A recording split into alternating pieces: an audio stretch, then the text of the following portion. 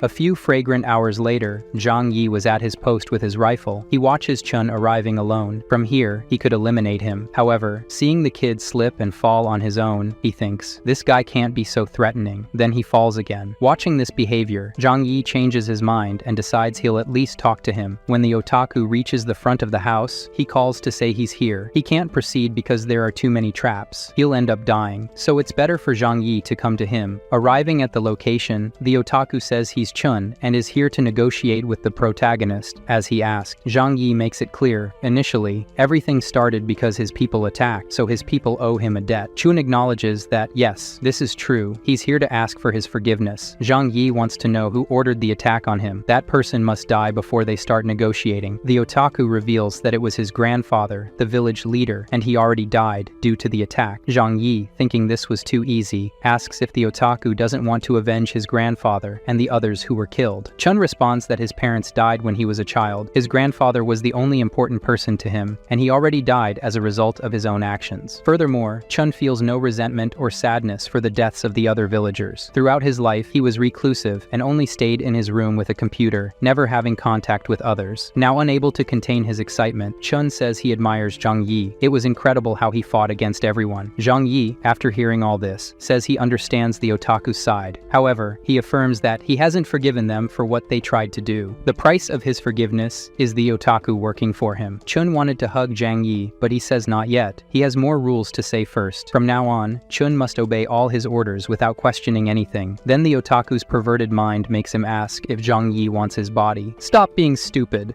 Zhang Yi takes out an action figure from his storage space. This will be his reward. If you work for me, you can earn even more of these things. In addition to ensuring Chun's family safety, he can reward him with something Chun values highly. Now they must do the first task. Inside the car, the curious otaku asks if the action figure can also control time inside his storage space. Is your power capable of that too? This question makes the protagonist think that maybe going back 3 months in time is part of his power. Maybe he controls time and space. After speeding through vast snowfields, they arrive at the location where the otaku's power will be put to the test. Using his snow power, he manages to, after minutes of maximum effort, clear a path to a gas station completely buried in snow. Zhang Yi immediately thinks, with Chun's powers, it should be even easier to obtain resources for him to store. As a reward, he gives Chun a chocolate, knowing that the user's power depends on his energy. Zhang Yi goes into the gas station to get everything inside, and after a while in there, he comes back. Chun says he's amazing. His power is the best of all. Being able to store everything he wants is perfect for current times. Zhang Yi affirms that the chubby guy also has a great power. He never thought of using his power to dig up things buried by the snow before. Heading back to the car, Chun says he never even thought of leaving his room. He was always too busy dating his wives. To reward his work, Zhang Yi says that as long as he obeys, he'll do well. This backpack full of food is his reward for today only. Very happy, Chun didn't expect so much. He swears he'll follow him forever. On the way back, they now have a bit more intimacy. Zhang Yi asks how the otaku discovered his powers. Ashamed, Chun recounts that after his parents died, he became very sad, immersed himself in the 2D world, and masturbation. Once, after more than 26 times, he thought he was going to die, but the next day, he was alive and had his powers. Zhang Yi covers his face in embarrassment. He never thought someone would awaken after nearly dying 26 times. He says from here on, Chun should return to his village alone. The reason is that his car can't go any further because it's a frozen lake. Before leaving, Zhang Yi asks him to be careful. In the post-apocalyptic world, many things become dangerous, including his own people. While the otaku goes home, the protagonist alone in his car says the kid is a good person. Returning home, the man who is the new village leader scolds Chun for going to deal with Zhang Yi alone. Even though he said it was okay and he knew how to negotiate, the leader was not satisfied. Upon learning that the outcome of the negotiation was cooperation rather than revenge, the old man becomes angry with him. The old leader points and says that it's Chun's fault that so many died. Now he wants to take credit by making friends with the enemy and saying he's protecting the village. The chubby guy tries to explain that he promised his grandfather he would protect the village, and this was the way he managed to prevent Zhang Yi from attacking their village in revenge. revenge. The man says it doesn't matter. He's now the new leader of the Zhu clan, so Chun's actions must be consulted with him first. Chun can't do things on his own. The old man also says he wants what's best for everyone. He was only not expelled from the village because the old man defended him, so now he's in debt. From now on, he must pay for his sins. He yells, asking if he understood the message. Understood? Understood? Chun agrees that he did. The old man orders him to go home to recover and wait for new orders. The old leader says again not to act on his own again. Without wasting time, the old man sent a message to the village residents group. Don't worry, I'm in contact with Zhang Yi to ensure our safety. We're no longer in danger. The other people then praise the sixth leader, saying he's amazing. They should have made him clan leader from the beginning. With this, the old man says that such a young loser who never got any real girls can't beat him. Zhang Yi returned home and told his two girls what happened. Thanks to their agreement, Chun's people will no longer be a risk to them. Yang Mi says that this is brilliant and was a good choice. Zhou Kier asks if the girl is scared of them. Yang Mi says no, she just didn't want to see any more senseless bloodshed. If things continued, it could get dangerous. Zhou Kier, who is used to this, says that Yang Mi is fearful. She hugs Zhang Yi and says that he's incredible and can defeat whoever he wants. Yang Mi shouldn't doubt that or be afraid. Zhang Yi, on the other hand, defends the idea that it's good for them to have these people around for when new enemies appear in the future. They can be useful. Now that this problem has been resolved, Zhou Kier says they should celebrate. She goes to the bar to get some drinks. Zhang Yi says he's not used to drinking much, so just a little. Meanwhile, Yang Mi will cook for them. Zhou Kier gets the drinks, Yang Mi makes food, and sometime later, the two of them are passed out, and Zhang Yi, who doesn't usually drink much, is fine. The two of them slept, Zhang Yi with lust, saying it's great. Yang Mi opens her eyes and feels a kiss on the mouth, then on the neck. She tells him they can't. Zhou Kier is here and will see them. Zhang Yi goes down, and she holds back from making noise. The next day, the otaku sends a message to the protagonist. Check out the otaku's photo, guys. Chun says he's bored. It's been a long time since they went on a mission. He even suggests they should form a team of 5 people, each wearing a different color like the Power Rangers. Zhang Yi, embarrassed by this guy, starts to wonder if it's really a good idea to ally with such a crazy person. Nervously, the protagonist asks Chun if he doesn't have anything better to do all day. He says unfortunately not. It was just a bit of intimacy, and Chun started sending 200 messages a day. Zhang Yi just started ignoring everything he said and replying without much thought. While the protagonist is on his computer, he sees that Yang Mi is doing her work in the garden perfectly. It seems like everything is going well, but it crosses Zhang Yi's mind. What if they get hacked again? This problem keeps bothering his mind. How can he solve it? As he thinks about this problem, the two girls are in the room discussing. Yang Mi wants to help Xin Xin, who is wheelchair bound, but Zhou Kier says Zhang Yi wouldn't do that. He wouldn't put himself at risk for things that aren't for his benefit. Because of this, Yang Mi says that to convince Zhang Yi, who is very cautious, she will use her most powerful weapon, her body. Zhou Kier scoffs and says she just wants to seduce her boyfriend and is making up excuses. It's not for Xin Xin. It's not like that. Zhou Kier goes after the girl, saying she knows about the things they're secretly doing. She questions if her cousin isn't ashamed to do this. Suddenly, Zhang Yi appears in the room asking what's going on, why so much excitement on the bed without him there. They even say that this is a family matter, but he sits next to them and says the three of them have no more secrets. He asks if they're worried about someone in their family. Zhou Kier responds that since the snowstorm started, she lost contact with her family and doesn't know if any of them are alive. Yang Mi says it was her family that contacted her. The protagonist asks if they contacted her to take Yang Mi with them. She says no, so she's sad because they didn't want to take her with them. Yang Mi explains that, in fact, the person who contacted her is in danger and needs to be safe, so they're secretly discussing how they're going to convince him to go save someone who has nothing to do with him. Yang Mi then begs him to help. This is the only family they have. Zhou Kier agrees that it has nothing to do with him, but it's their family, and if she dies, they'll feel guilty of the rest of their lives. Besides, his wife's family is his family too. Zhang Yi asks again to make sure. Are you asking me to go out there and risk myself for someone else? He reminds them that their information has been exposed. Many other people know that he has many resources here, so this place is a target. Leaving here means leaving it unprotected. He had decided and was leaving the room when they crawl over, begging him to change his mind and think it over. Zhou Kier says that if he does this, she can ask for anything, and she'll accept it. Whispering in his ear, she says anything at all. It can even involve her and Yang Mi together. Gentlemen, I inform you that Zhang Yi changed his mind. He asks if she's sure about this. The two, embarrassed, say they agree. Yang Mi sighs and says that in this cold weather and with so much snow, a wheelchair-bound person can't even move freely. She gets sad just thinking about it. Zhang Yi asks if they're talking about Xin Xin, the one with technology skills. The 18-year-old girl has her legs paralyzed and is a computer genius. Zhang Yi affirms that if this girl is so important to them, then she's important to him now too. Zhou Kier is impressed. So does that mean her boyfriend has a good heart? He really loves them to care care about their wishes. Zhang Yi thanks him happily but says they think poorly of him. He's not a bad person. He genuinely appreciates the girls he has. Impressed, they remark that he always seems like someone cold and with a frozen heart. Zhang Yi remembers she'll pay off this debt to him and gets closer, puts her hand in a place they like, and says, "This is the beginning of repayment." The next day, because things got hot late yesterday, the three of them talk again. He asks about the wheelchair-bound girl. Zhou Qi says it's better for Zhang Yi to say, Xin Xin is trapped in Tianqing Academy. It was the best college in town. People who study there have been attending since kindergarten, so it was a place where many geniuses live. Zhang Yi's doubt is how a wheelchair-bound person survived in a college for months. Zhang Yi explains that the college has its own market system, so there should be plenty of supplies in the area since the students lived there. The protagonist asks why Zhang Mi only communicated with her now. She doesn't know, but she can try calling to find out more. However, the number in question is not available. Please try again later. Zhang Mi has been trying to contact her several times and can't anymore. Zhou Qi jokes that Xin must have changed her mind about asking for help from her airhead sister. Zhang Yi wants to know the distance from the academy to this place they are. Perhaps because of the distance, the phone lines don't work. The academy is more than 22 kilometers from here, and because of the blizzard, it's likely that they can't call from that far. It's a miracle that she managed to call once. But still, Zhang Yi also says that Zhou Qi may be right. He tells them to go to the control room. Maybe they can get in touch over the internet. He says that this phone is the best one currently available. On the first attempt, the call is answered. But the connection is bad. They hear a lot of noise and screams saying it's dangerous. Zhang Yi asks what's so dangerous, and then they hear shouts saying, "The monster! The monster!" The noises coming from the phone sounded like a fierce monster, and then the call dropped. Initially, the protagonist thought it was a simple rescue mission, to go to the location and come back. However, he already knows in advance that there's something very dangerous there. Perhaps it wouldn't be a good idea to go to that place. His women insist that he doesn't change his mind. He already had his reward last night. Zhang Yi confidently says he won't change his mind. However, for that, he'll need his subordinates and their power. With Uncle Yu, the otaku, and him with their weapons, maybe it won't be dangerous. He picks up the phone and says he has a mission to rescue someone. "Do you want to come with me?" The otaku accepts and says he was really bored anyway. Later, while eating, Zhang Yi thinks that if he eats too much, it could affect his movements, but he also needs to eat enough to have maximum energy for his powers. In addition to preparing his physical form, he has to prepare his best weapons to face this unknown creature. He also informs his wives that for their safety, they will stay in the underground floor of the house. Zhang Mi asks why, and Zhou Qi, knowing what her boyfriend is like, says she shouldn't ask stupid questions. If he ordered and didn't ask, then it's to be done. He'll go alone, and if someone invades their house during that time, he's away. His wives will be protected inside the safest place in the house. Those doors no one can open. Understanding the situation, Zhou Qi says it's okay and wishes him luck. Zhang Mi says he must bring her sister home. Zhang Yi confirms that he'll make sure to bring her and all the wheels of the wheelchair here. As he leaves, he says in these dark times, he can't be careless with anything, especially with his wives. "Bro, I'm here." Zhang Yi says they agreed to meet later, so why is he here already? Chun says he was afraid of being late, so he came early not to disappoint his brother Zhang Yi. They got into the car right away because it's very cold. Zhang Yi explains that they're on a mission to save a girl in a college far from here. Curious, Chun asks if she's important to him, and the protagonist says yes, it's something like that. We know what really convinced him wasn't the request from his wives that made him change his mind, but the fact that this girl knows a lot about computers at this moment when he needs someone to keep his mansion safe from hacker attacks. They speed up,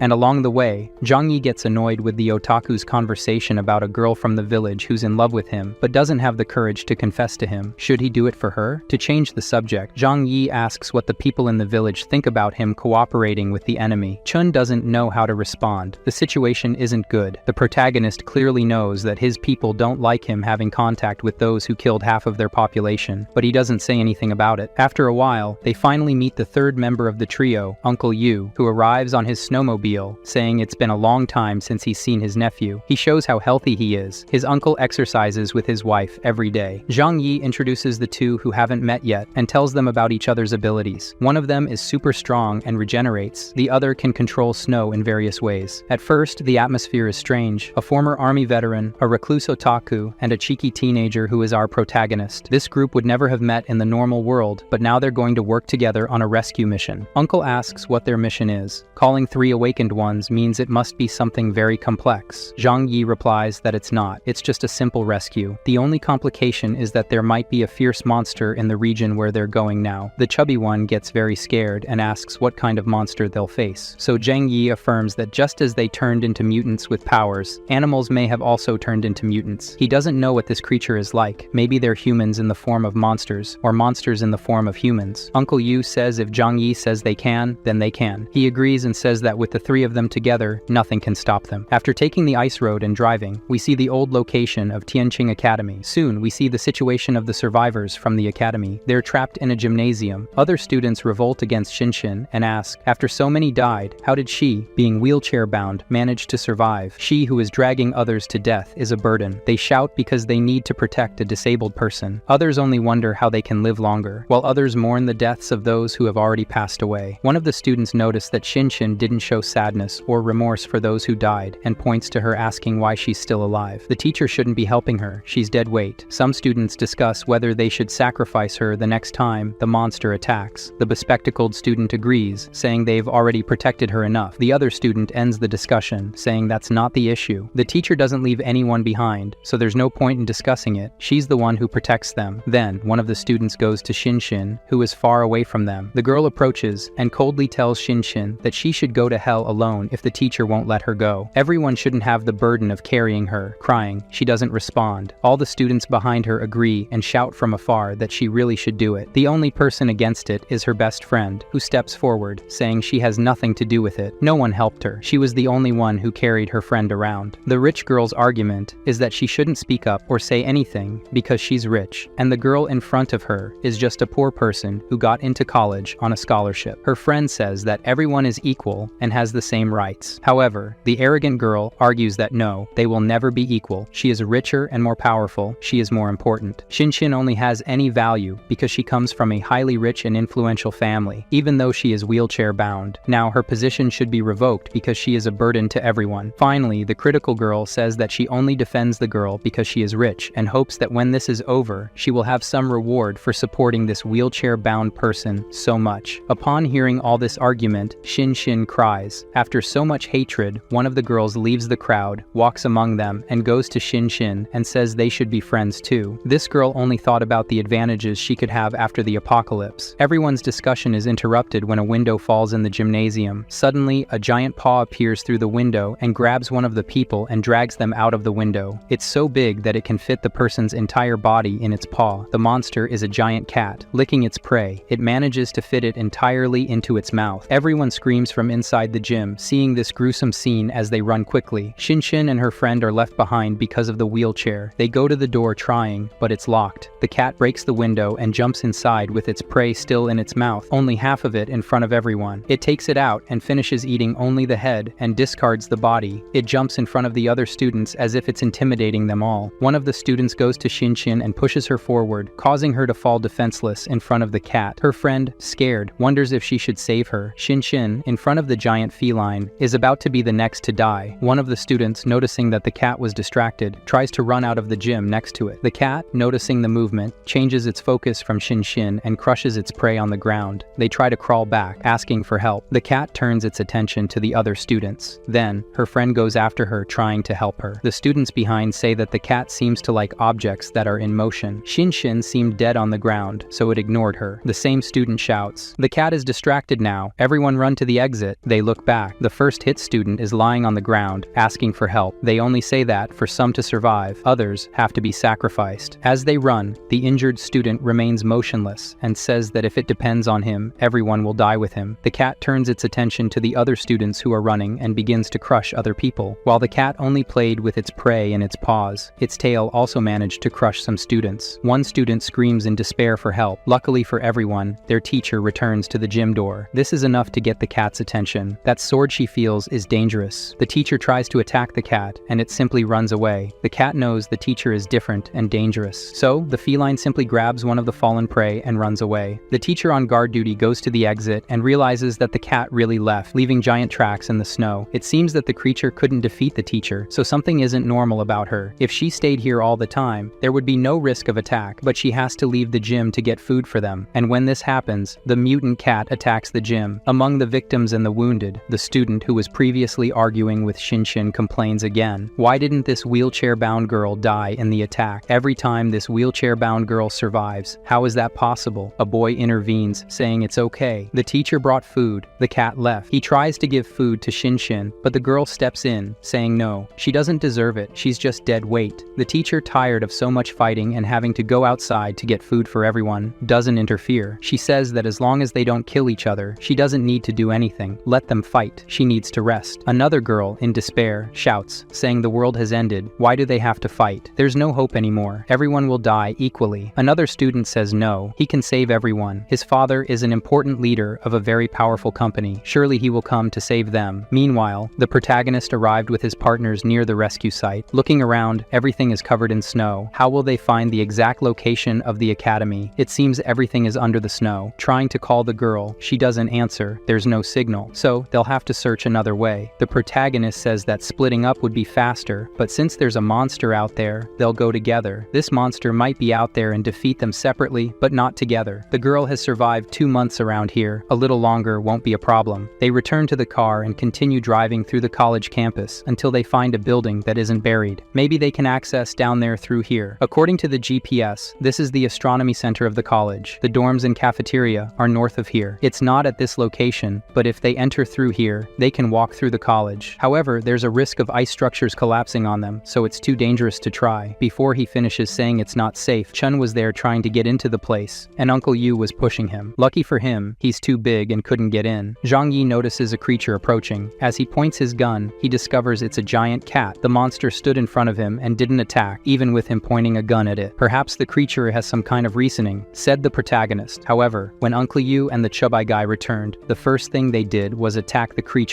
In response, the cat became aggressive and attacked them. With no choice now, Zhang Yi decided he should attack too. With his body reinforcement power, he jumped over the creature and shot it in the head. He landed with great style behind it. Even with the shot, the creature kept advancing. Uncle Yu stood in front of the chubby guy, attacking with his body reinforcement power. A yellow light covered his body. He delivered a powerful punch to the cat's head. Even the ice structures below them were destroyed by the impact. With that, the cat staggered back from the blow, and Zhang Yi watched it, asking if this is a cat that grew up. Using his more powerful precision rifle now, he shoots the cat and wounds its face. The creature, angry, now turns into a ball of fur and rolls toward him. Terrified, Zhang Yi thinks the best alternative would be to make it go into his dimensional storage space. Due to its speed, maybe it would be possible, but the cat, sensing the danger, changed its course and escaped from the dangerous trap and headed toward the snow mountain. It made a loud impact noise and disappeared. Quickly it emerged from another hole and stayed at a distance, looking at them, roaring as if it were angry. Drawing everyone's attention, the cat showed its backside as if mocking them and left. Uncle and the chubby guy wonder if the cat seemed like it was cursing them, as if it were a human being. They don't understand how the cat could be so big and capable of creating these passages so quickly. The otaku says that if this cat is here hunting like this, there shouldn't be any survivors alive in this school. However, Zhang Yi recounts that the cat, when it approached, wasn't aggressive and didn't seem like it was going to attack. Only after Chun and Uncle Yu attacked did the cat become aggressive. Zhang Yi asserts that this creature must have undergone some kind of mutation that made it giant and somewhat intelligent, because the cats seem to be aware of its actions. They observe the tunnel it dug and decide to descend through them. If this cat attacks the academy where the students are, following its trail is likely to lead them to where its easier prey reside. At the bottom of the hole, there are several bifurcations, various other holes that lead to places they do not know. They do not know the right path to follow and also run the risk of getting lost. Zhang Yi takes something from his dimensional storage that he can use to mark the path they follow so they can find their way back. They smell blood and decide that's where they should go. Zhang Yi questions if Chun is afraid. They are 3 against just 1 feline. The cat stands no chance. Additionally, he draws his desert eagle from his dimensional storage. This will be an efficient weapon. Uncle Yu, being a former veteran, reconnaisses and appreciates this beauty. Being more experienced, Uncle Yu goes ahead to lead. Back inside the gym, the teacher stands guard, waiting to see if the monster will return. She is exhausted, having not slept for days, to stand guard and fetch food for her students. Even though the teacher seems exhausted, the children complain that the food has run out again. The teacher should go out to look for more food for them. She questions what is better. If she goes out now, the creature might come back and attack. The student's response is that she should go as quickly as possible and try to come back faster with the food. The woman almost loses her patience, but keeps herself under control. She says she will go once more to fetch more food. After she leaves, they close the door, and everyone is alone again in the sports gym. The teacher outside says that if she encounters this cat, she will fight until they die together. Inside the gym, Karen asks Shinshin if she is okay. She says yes, thanks to her friend. The rich and arrogant student again says that once again, she's being a burden to her friend. Doesn't she ever get tired of being useless? Karen, the friend, tells the arrogant girl girl that she pushed Shinshin the last time the cat was here, so she owes an apology. Before they start a fight, the cat appears again at the gym window. They only see the paw coming in, and another person is crushed by the creature. The student who said before that he could save everyone runs and pushes another person back to be bait. With another swipe, another person is turned into pulp. While the desperate students flee, once again, the teacher returns to the gym and now has the chance to stick the sword up the cat's butt, but she prefers the head. The creature is wounded, and they start a fight in front of the students. While they were in a frenzied combat draw, the teacher sees 3 people arrive through the cat's escape route. Zhang Yi and his 2 companions arrive behind the tunnel and witness everything unfold. The teacher, noticing their presence, becomes hopeful and shouts for help against this monster. Chun was ready to attack, but Zhang Yi stops him. According to the protagonist, this woman is extremely skilled and managing to hold off the cat with just one sword. She surely is also a mutant with special powers, and at this moment, it's impossible to know if she's an ally or an enemy, so he decides to let the 2 creatures face off, the cat and the woman. Zhang Yi says they won't fight. They'll take another path to find the gym. Uncle Yu, watching from afar, says that this woman is truly dangerous. It wouldn't be wise to approach her. They leave through the tunnel. The woman, not believing they're backing off, shouts for them to help. Together, they can defeat the creature, and they don't care. They go around through another tunnel and manage to enter the gym's entrance. They walk towards the students, and soon, through the wheelchair and the red hair, Zhang Yi realizes who the girl Shinshin is. He says it's lucky she's alive, but before he can reach Shinshin, the boy steps in, asking if he came from the base of the Western Mountain and is a friend of his father. Zhang Yi, serious, questions, "What Western Mountain? What place is this?" The boy introduces himself. He's the class representative, and his name is Sheng Yu. He's from a noble family, so he should recognize him. The protagonist simply agrees, and wants to know about this base on the Western Mountain. The clever boy asks, if they're from another base, why are they asking about the base on the Western Mountain? But that would be strange, since the Western base is closer from here. With this statement, Zhang Yi has in mind that there should be other bases around here. He then asks the boy what he knows about the other bases besides the Western Mountain, and the reality is that the boy knows nothing, only what his father said, that these shelters exist. Ignoring the boy, Zhang Yi goes to Shinshin. The other students around, surprised, try to talk to Uncle Yu and the otaku. By the way, what could these girls and boys be asking Uncle Yu? Meanwhile, Zhang Yi finally reaches the wheelchair-bound girl, asking if she's okay and if she's indeed Shinshin. He introduces himself as Zhang Yi and knows her sister Yang Mi very well. She asked him to come and save her, and if Shinshin is willing to go with him. Without much thought, the girl says yes. Then, Zhang Yi prepares to drag her wheelchair and take her with him. However, before going, she says, wait, she wants a favor. He must stop that fight, prevent them from continuing to fight. The protagonist's thought is, he wants this girl to owe him a favor, so making this request would be a way to put her in his debt. If that's the case, Zhang Yi calls Chun and his uncle to do a job. As they head towards this battle, Zhang Yi notices the feline claws scattered around. Thinking they could be useful, he stores them in his dimensional vault. Then, following orders, Chun activates his powers and causes the ceiling to collapse on the teacher and the cat, separating them from the fight. It worked, but it leaves the teacher furious. She didn't want the fight to be interrupted, only for them to help eliminate the creature. Ironically, Zhang Yi says she should be thankful for it. However, the teacher points her sword, saying that was the first time she managed to corner the creature, and the 3 of them ruined it. Maybe she won't have another opportunity. Zhang Yi responds that he only wanted to help her, not kill the animal, nothing more. Besides, the protagonist explains that he only did it because one of his students asked him to. Angry, the teacher curses Zhang Yi and attacks. Confidently, he jumps back and shoots her right in the forehead with a desert eagle. However, what he didn't expect was for the woman to cut the bullet from the shot. She's even more powerful than he imagined. As she was about to strike him, Zhang Yi activates his dimensional space power and sucks the woman into his dimension. After completely sucking her in, he falls backward. He is aware that this is very dangerous, telling them not to approach. He spits the woman out of his dimensional storage and is very tired of staying there for just a few seconds. The protagonist mocks her for attacking someone who just helped her and says she's very dangerous and reckless. Zhang Yi takes his sword. For now, it will stay with him. Something that can cut bullets like that is very precious. Give me back my sword. Not a chance. He tells a student to help their teacher rest. She seems very worn out. After helping their teacher, Zhang Yi explains to everyone there that he came here only to take the wheelchair-bound girl as requested for them to retrieve her. The teacher asks why he can't take all the other students as well. The students around Zhang Yi say they're all wealthy and can pay whatever he wants if he takes them safely out of here. Zhang Yi repeats, he can't be responsible for people as important as them. If their families are rich, they'll send people to rescue them. The student who is angry at Shinshin decides this can't stand. She and other students decide to take the girl as a hostage, stating that if they are not taken together, Jinshin will die here. The teacher, frightened, calls them all idiots and reminds them that they are all classmates. Why are they doing this when there is such great danger outside? Despite the teacher's warning, the students persist. If they are not taken together, no one will leave here. Losing patience with them, the protagonist draws his police pistols and simply shoots down all the students who were holding Shinshin hostage.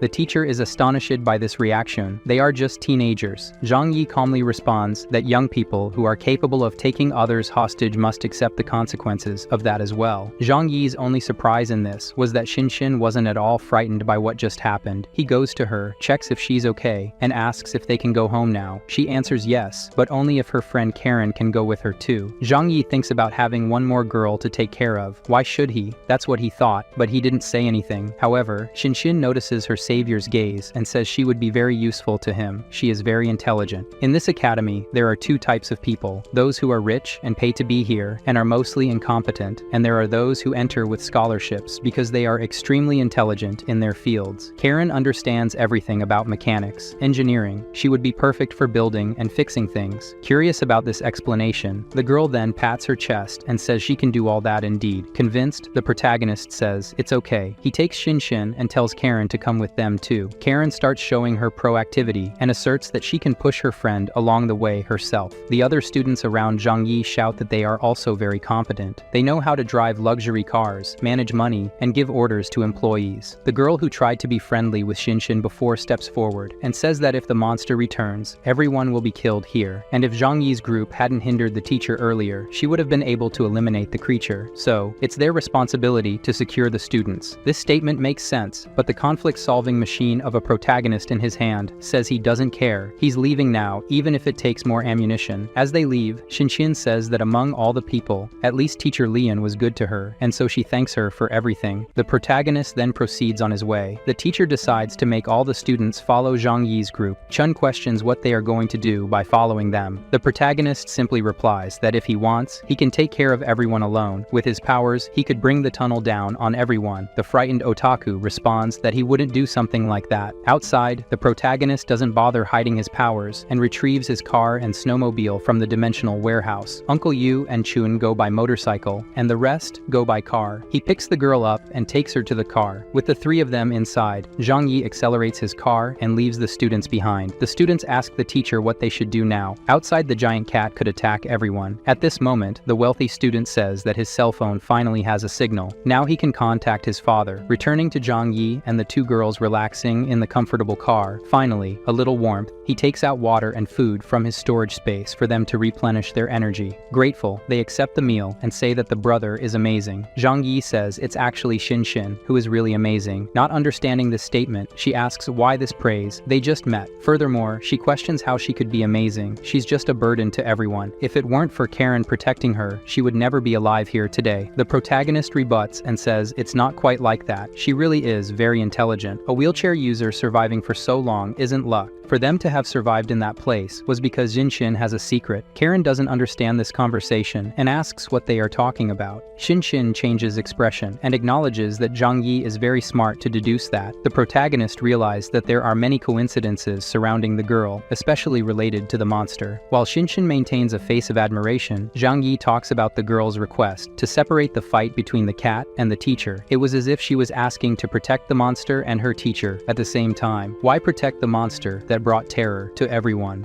The adorable wheelchair-bound girl acknowledges Zhang Yi's intelligence. He got about 60% of the situation right. However, she's not that malicious. She didn't command the cat to attack anyone. She used to take care of a stray cat before the snow apocalypse happened. Karen, surprised, asks if that little cat they used to feed, Blossom, is this giant monster. The answer is yes. Shinshin thinks that's why the cat never attacked the two girls for real. She always fed and treated it well, so Blossom must recognize Shinshin and her friend. Now Karen understands why they were so lucky. Zhang Yi wants to know if it's just gratitude from the cat towards Shinshin or if there's something more. Because the cat always attacked all the students, but when it encountered the protagonist for the first time, it didn't attack. It seemed like the cat was intelligent. Shinshin once again acknowledges Zhang Yi's intelligence. She admits that she told the cat not to attack people coming from outside the academy, as they would be people coming here to save her. With this statement, Zhang Yi asks again, did she never command the cat to kill others who were mean to her? She replies, no, she would never do such a thing. The cat simply needed to feed, and the only available food was them. But the crazy girl asks if she's too cruel for thinking like that. Mischievously, the protagonist thinks no. He thinks exactly like her. He doesn't care about what happened to the students. Only Shinshin's and now Karen's well-being are important. In this cruel world, only those who have some value can survive. The redhead girl knows she has value to Zhang Yi, and that's why she came here and protected her from everyone. Moreover, now he knows Karen is useful to him too. The protagonist asks why Shinshin only contacted her sister now after a long time, as he makes a sharp turn in the car. Smiling, Shinshin says she never intended to contact her sister because of her. Her goal was Zhang Yi, so she contacted Yang Mi. This confuses him. How could her goal be someone she didn't know? The girl says she's the best hacker he'll ever know. Even before the apocalypse, she was curious about the Walmart robbery and researched everything about those involved. After the start of the global freeze,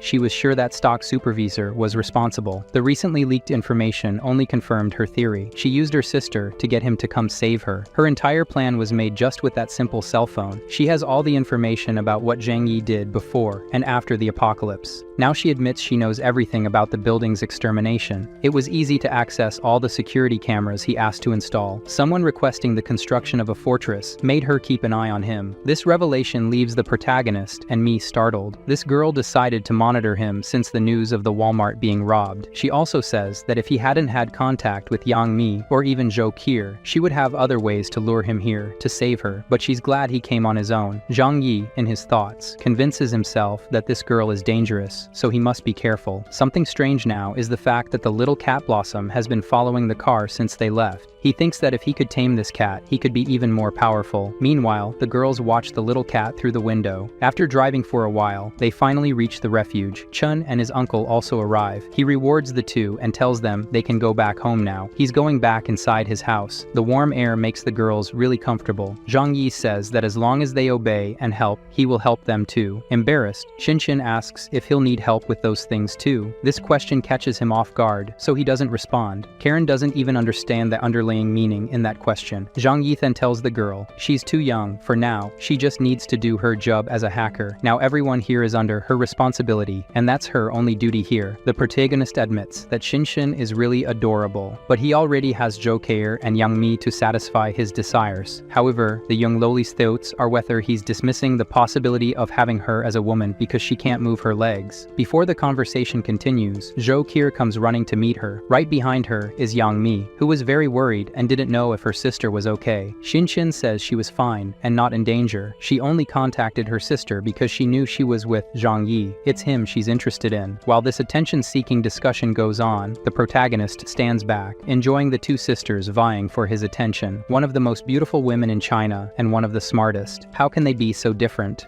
The girl's statement piques Zhou Kier's curiosity about how she knows Zhang Yi. She explains everything about how she knew of his existence and introduces Karen, her best friend at the special school, who is a mechanic expert. Yang Mi says she's adorable. The head of the house tells Yang Mi to prepare dinner for everyone and arrange rooms for the new girls. After a while, it was the first hearty feast for the girls after months of difficulty in college. Zhang Yi asks Karen to help in the house. Initially, she thought wrong things. Maybe she didn't mind doing things in that sense. The protagonist asks if she can make weapons and ammunition. To do that, she says she would need the correct materials and machinery. If she has everything, she can do it. Satisfied with the girl's answer, Zhang Yi stands up and tells her to accompany him. He retrieves several mechanical machines and asks her to observe. Impressed that each of these machines would be worth millions of dollars, she lists all the necessary machines. If she needs more things, he can get them. Now only the materials are missing. Zhang Yi says he can help her organize everything, but she says he doesn't need to worry. She can do everything by herself. What kind of weapons could Karen make? He retrieves the teacher's sword from his dimensional warehouse for her to evaluate if she can make others like it. She's impressed with the quality and is honored to touch it. However, she reminds him that this isn't just any weapon. It's an ancient relic and a work of art. She can't replicate it. This sword is so well made that it can even cut diamonds. She returns the sword and explains that Miss Liang was rewarded with this sword for her services as a bodyguard for a very important person in the past. She values this sword more than her own life. This information gives the protagonist ideas for later. Afterward, they return to the dinner table to finish eating. They talk more about what Karen can do in the house. Later, they'll watch television. On the news, an important piece of news is finally told to the population. It is revealed that the cold calamity has no end date and its consequences are not fully known, but it is a fact that a large part of the world's population is no longer alive. In several places around the world, a state of anarchy has been declared, laws no longer apply, and now everything is based on power. Armed groups and organizations use military power to gain control of regions and resources. Meanwhile, Xinxin feels jealous of the two girls around Zhang Yi. She wanted to be there too. Yang Mi then asks Zhang Yi's opinion if this is true. He confirms it and says that military organizations and groups will establish themselves and become his enemies, so the fight for resources will become increasingly intense. Xinxin agrees with everything and says that soon they will enter a period of great wars for territory and resources. This place will become a target for other people sooner or later. Because of this, Zhang Yi promptly takes the girl to where the supercomputer is. With this, she can control everything here, and with unlimited access to the internet, she can make magic happen. In a few moments, she's already getting familiar with the system and starts typing like crazy on the keyboard in front of her. When she finally finishes analyzing the system, Zhang Yi asks what she thinks. The security system was the best there was 10 years ago. It is still very powerful, but very outdated. Even though it was impenetrable decades ago, today a hacker can exploit vulnerabilities in this system and gain access to it. She says that several invasions of this system have been made in recent weeks. She estimates that in just one more month, they could have taken over the entire security system of the house. With this information, Zhang Yi is certain that the best choice he made was to take risks and go after this girl. He asks if she can remove these vulnerabilities that exist in the network. She says it's easy. In just a few minutes, she can solve all these vulnerabilities. In a few minutes, Xinxin claims it's done. Zhang Yi recognizes her talent once again and says that Xinxin is brilliant. Satisfied, the girl says that now is the time to counterattack. She herself will hack the network of those who tried to attack the internal network of this mansion. He questions if this isn't a risk. She can't leave traces behind. Xinxin replies that amateurs can be traced. She's not an amateur. Zhang Yi was increasingly pleased with the girl until Zhou Qi appears and says, they have a problem. A monster is at the doorstep. The giant monster is the giant cat. The protagonist, already knowing what it is, asks Xinxin what they should do. The cat must really like her and is here because it's concerned about Xinxin's safety. If that's the case, Zhang Yi says their goal now is to tame this creature. He takes Xinxin out of the security room. The protagonist calms the girls, and Xinxin goes to the window where the little kitty is. Sensing the cat is calm, the protagonist grabs Xinxin and says, they're going out now to feed the cat personally. They approach, and the kitty remains calm. However, when Zhang Yi gets too close, it opens its eyes with a threatening tone. He tries to negotiate with the monstrous cat, using food from his dimensional warehouse. He tries to say that if she's a good kitty, she can have this. The kitty seems to ponder this and refuses to take the food. Xinxin reminds that the kitty is a street cat. Street cats are the most suspicious animals in the world. That's not how he's going to earn the kitty's trust. The protagonist then hands over the food and says that if the kitty promises not to attack the village on the other side, she can have the food. The smart kitty seems to understand. She agrees to eat the food and won't eat any humans from the village on the other side of the frozen lake.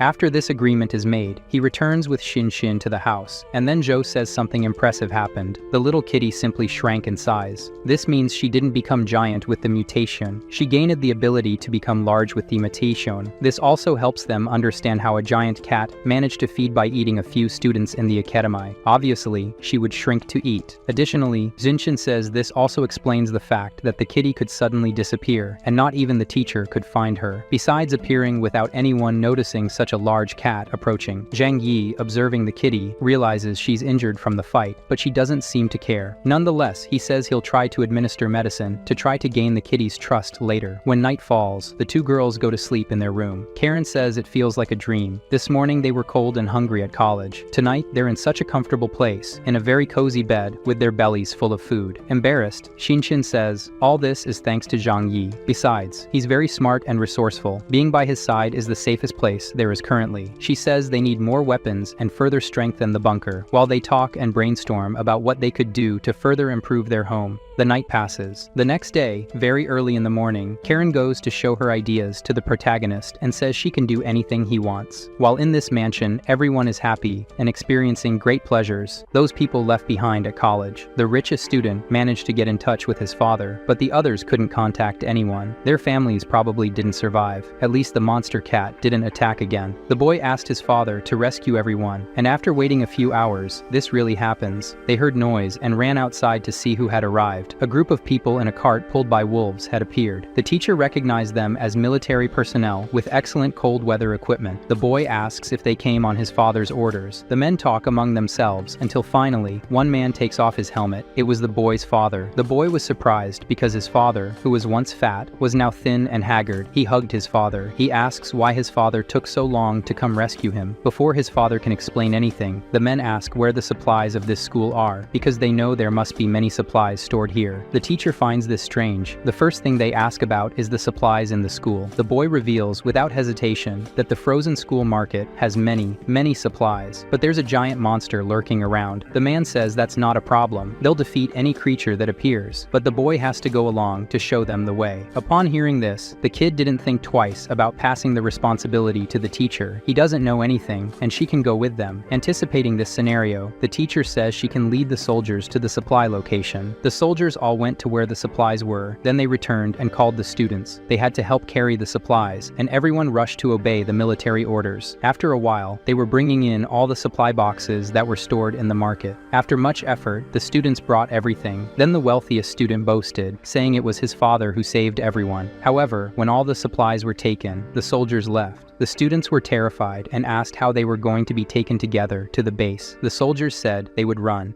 They complained about why there wasn't transportation for them as well. Another student said it's over 10 kilometers to the base. The soldier made it clear that whoever complains again will be treated as a deserter and will receive punishment. They must shut up and follow whoever they can. The teacher took out a bag of chocolate, gave one to each of the students who were already exhausted, and with that, they walked until nightfall and reached the base at the foot of the mountain. They were ordered to enter the base, descending the stairs. The place was very large and technological, and there was no one there. The teacher tried to keep everyone calm, and soon after, a group of soldiers in sealed suits arrived and applied gas to them. After that, a slightly greedy woman introduced herself and asked them to cooperate. This is just a disinfection to ensure that no disease will spread in the base. They lined up, and everyone went through disinfection, blood tests, and fecal tests. After all the tests were done and they waited, they were served a portion of a white yogurt. They said it was very tasty, and everyone ate it together. Would you like to try this yogurt? After a while, she quickly asked who his son was. The frightened father said this is his son. The woman ordered her team to take them to the appropriate place. However, she told the son that he must go somewhere else. Before leaving, the boy told the other students that he's not like them. He's important here because of his father. Before he left, the father warned the son to follow the rules. Don't break the rules. The woman led the boy to another place, and the other students whispered from afar that this isn't right. He's being privileged.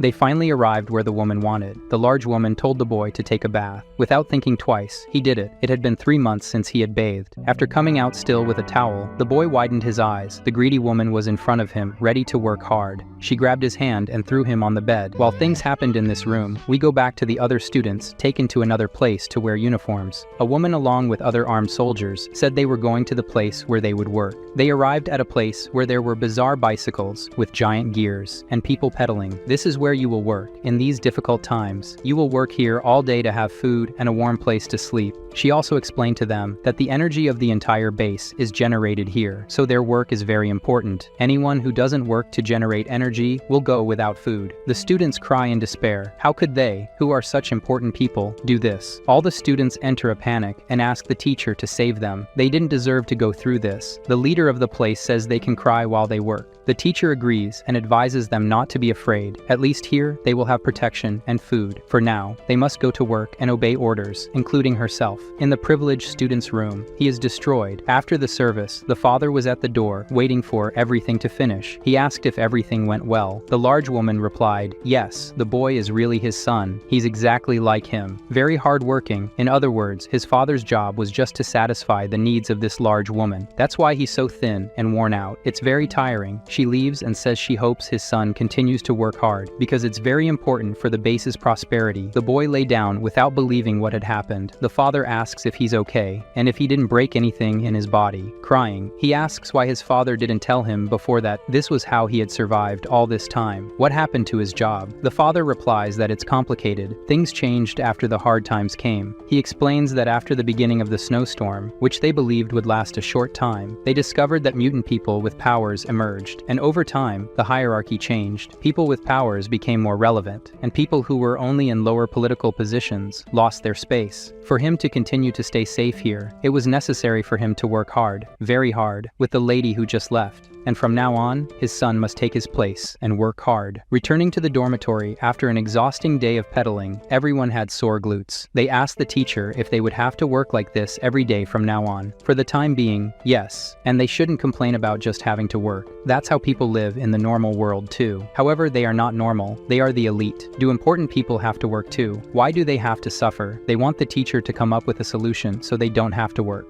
During this discussion, the most influential boy returns to the room looking very sad and downcast. They then ask him if he, being important, can change their situation. However, he says that things here aren't as he thought. Now all they can do is follow orders. Each one has their function that deserves respect here. The teacher then asked if he had returned to where he was and what he was doing. The frustrated boy said that he was now getting to know the base. Now he understands how things really work here. He held a meeting and explained to everyone that from now on, they have to rely only on themselves. As he explained the new social hierarchy, the teacher realized that she, with her position as a teacher, no longer holds any significance. But as an experienced fighter, a strong mutant, she has some value. The teacher asked him to explain the current situation of the base. He said that this place is run by Chen Xining, who with the support of the Awakened, has become the new leader of the area, and now, he controls everything. The people close to him who are important live in layer number 1 of this area and have a comfortable life. In total, there are 4 layers in the base. The leader and his family live in layer 1. In layer 2, the technicians and scientists have a comfortable life. In layer 3, the mutants with powers also have a good life. In the 4th layer are the people who have to work to generate energy for the base and have a miserable life.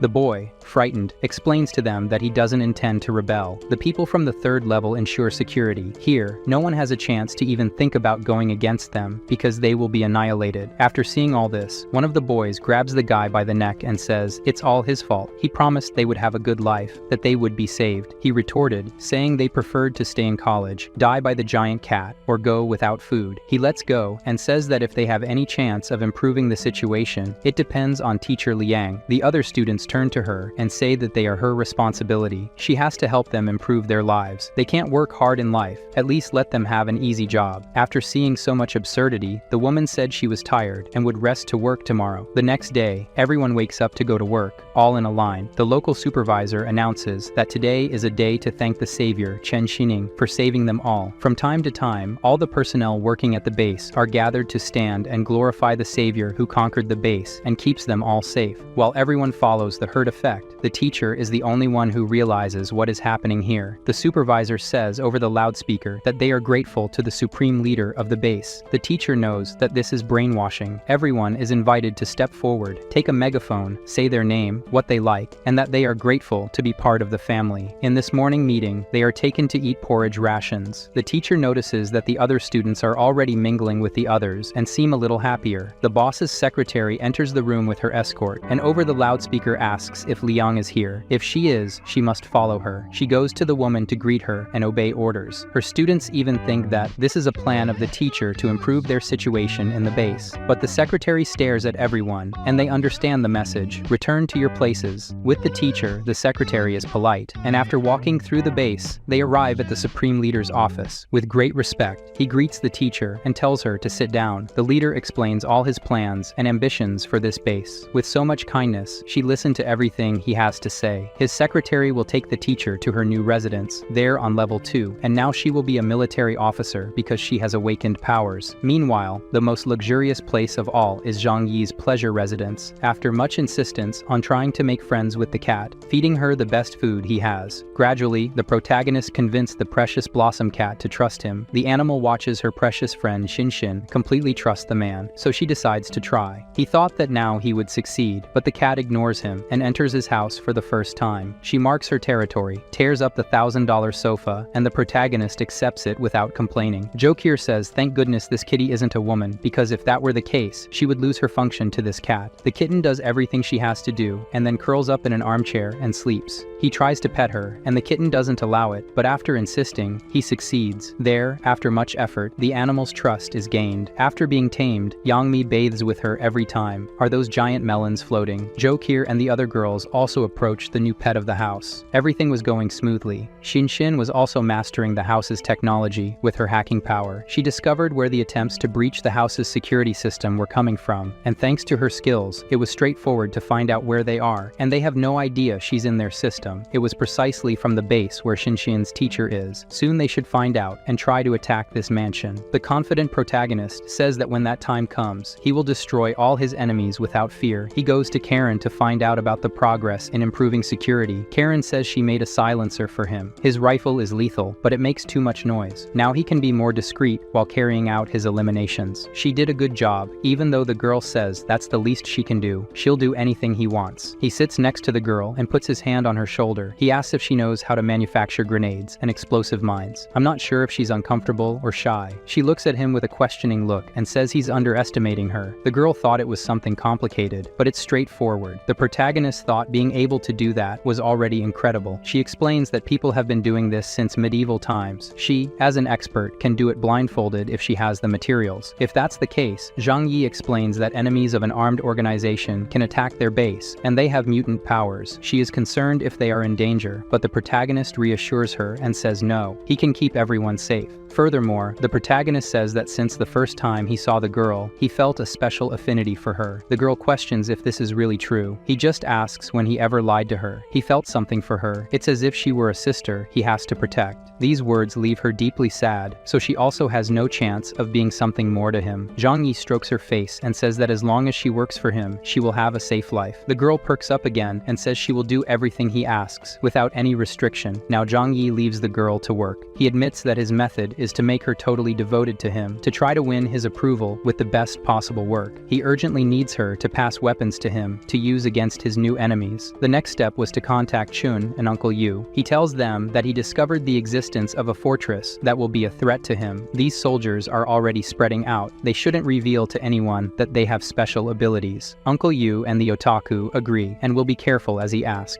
After warning the two, Zhang Yi affirms that the otaku is at greater risk. His people are situated between his base and the mysterious military base, so they will soon be the first to receive a visit from these people. The protagonist warns that if Chun is in danger, he can come to his mansion as quickly as possible. The reason for this is that someone with such incredible abilities like Chun cannot be left to die. Meanwhile, Chun was sure that they would not harm his people because they are just a farming village. I don't see why any organization would be interested in them. In the base of the West Mountain, which is 27 kilometers from Chun's village, two people leave the base, and their destination is to investigate the region where our protagonist is. A man and a girl prepare to travel, so he asks her if she thinks this snowstorm will end at some point. According to her, the cold will last a long time still. She says this could be God's last act to eliminate the sins of the earth. They hop on the sled and head toward their goal of investigating the district where the suspect Zhang Yi's base is. The condominium where the protagonist's base is located is after a frozen river. They won't go there now. They head off until they find a safe passage. Soon they are in front of Chun's village. They are impressed that behind the humble houses, there is a giant ice castle. Such a construction. They make noise at the entrance to the village, so the residents come out to see who's arriving. In these difficult times, everyone is an enemy. The woman is surprised that they are so prepared for the cold. When asked who they are, she introduces herself as government envoys on an official mission. After the village leader verifies if she is really the person she claims to be, the old man said they are welcome here. He also orders his people to treat these people very well. They are introduced to the important places in the village. One of the villagers, troubled by this, questions why the leader is welcoming these people. It's clear what they want from them. The old man counters by asking what is more important at the moment. It's not the food they have, it's the influence of the powerful people in this town. He convinces the people that providing food for them is a small price to pay to have an alliance with the military. The leader offered a banquet for the visitors. The girl says she is surprised at how well they can handle the snowstorm. They have plenty of food and can survive the cold. The leader boasts that it's all thanks to him. He ordered the snow castle to be built. The organization of the village's resources and food cultivation is all the responsibility of this old man. This makes the two soldiers admit that he is incredibly competent. One of the followers thinks their leader is a liar. He became the leader just a week ago. Everything he's talking about is the merit of the previous leader. The girl continues to extract information from the leader. She is curious about how they can produce so much food. The old man explains that before the snowstorm, their village was an agricultural one that produced 30% of the city's vegetables. Even after the snowstorm, they managed to keep the crops active. Before he finishes explaining something, it occurs to this idiotic old man that revealing all the secrets to these people is not advantageous. He changes his speech, saying that it's not as easy as he made it seem. Production has been deteriorating over time. This banquet is exaggerated because they are very important people. Then he changes the subject to this ice construction that he himself ordered to be made. The government would benefit greatly from having him as an ally. The old man orders more food to be brought and says they can eat as much as they want. More food like this makes the woman certain that he is hiding secrets, and they can be used by the mountain base. The leader questions whether the government knows when this ice storm will end, if they have any plan to solve this climate problem. The woman then says that what she has to tell now is secret. As she is in a good mood, she will reveal it to him. She says the government has an elaborate plan to solve the snowstorm, and it will soon be put into action. They become extremely excited to hear this, and the woman says everything is under the government's control. Then she asks if they noticed anything different happening to any villagers lately. This time, the old man was not foolish. He pretended not to know what they were talking about. She tells them that the government is gathering these people to rebuild the country, and also says that people who know information about other mutants can tell the organization and will receive credit for it. However, the old man thinks to himself that, without any real confirmation of the benefits, he won't reveal that Shounen is his mutant, but he asks for the girl's phone and says that if he learns any information, he will contact her himself to tell her. Changing her expression, the woman questions that she knows he is hiding something from his superiors. The old man, afraid, says he doesn't understand what she's talking about, and she insists that she knows something and is hiding it from them. Hiding information from the organization is a serious crime. With these threats, the old man changes his mind and goes to the woman. He just didn't tell before because his people don't know the person very well. She is curious about who he is. The old man replies that his name is Zhang Yi and that he lives on the other side of the river in a mansion. This really excites her. It's the name of the person they went out to investigate at the organization's request. She says to tell everything about this person. They will use this opportunity to get more information. The people then tell how the protagonist is a monster. They went there just to get some of his food, and he exterminated all their people. Half of the village was wiped out in the attack on his house across the lake. The old leader confirms this, and the people around him demonstrating their anger convinces the woman that this is true. Indeed, Zhang Yi is the mutant they are looking for. What she needs to know now is his face and his powers. However, they don't know this. Anyone who saw his face died. Anyone who saw his powers also died. In the end, the woman didn't get any real useful information. After talking, the two decide to leave, and they say that if the old man gets any information, he should report it immediately to her. As they move away, the first thing she does is notify the base that they found a people who have a lot of food and can be useful to them in the future. The man then questions why she lied so much to their people. She responds that it was for them to treat them as special guests. If it weren't for that, they wouldn't have the information and wouldn't have been treated well. He warns that when the people find out, they will be furious. But for her, that doesn't matter. The two spot the protagonist's mansion in the gated community on the other side of the river. The soldier says that, to keep such a large house heated and with so many supplies, he must be someone out of the ordinary. The woman then believes that he really must be behind the warehouse robbery. As that last news they received said, they prepare themselves. The man's power is to make big jumps. Carrying the woman on his back, they arrived right inside the enemy's property. They realize it's a luxury house of the highest standard. As impenetrable as a wall may be, the woman can get into anywhere. Her partner questions if it's safe for her to be alone. Wouldn't it be better to ask for reinforcements? She doesn't want to wait and says she will check first what's inside. Besides, he's just a normal person with powers. Her abilities are imperceptible to people. She crosses the bunker wall and enters the protagonist's house. Soon, she realizes everything is lit and heated. A bad feeling makes her hesitate. The person who lives here has a better life than the people in the first layer of her base. Could this Zhang Yi be more dangerous than the military base itself? He decides to go back to ask for reinforcements, but leaves a knife to signal that he's not safe, and leaves. She says the place is very strange. They should go back with reinforcements. The woman explains that the person who lives here is more prepared than they are. It would be impossible even for the elite of the mountain base to maintain such a comfortable and secure house. He must have many powers and unknown resources. Her ability is not good for combat. If she were noticed, attacked, it would be certain death. She mounts him, and they leave. While they were invading the enemy's base, inside his room, the cat noticed something and woke Zhang Yi up. He, with his weapon in hand, looks at the phone. There were no records of the security system. However, as the cat insists on leaving the room, he opens the door, and she goes straight to the knife left behind. Knowing that this came from outside, he checks the security system recordings from moments ago. Someone entered the house using a special ability. He becomes furious knowing that someone can invade his safe place and put his things at risk. Someone with this ability cannot exist. He tells the kitten that they will now go after the invaders. With his bulletproof vest and looking at the cameras, it wasn't long since they left here. The two soldiers on their snowmobile sled are on their way to the base to pass on the information. The woman says that what she is going to tell now is secret, but she's in a good mood and will reveal it to him. Zhang Yi is suspected of having stolen the Walmart warehouse, but no one knows how a single person could have done that.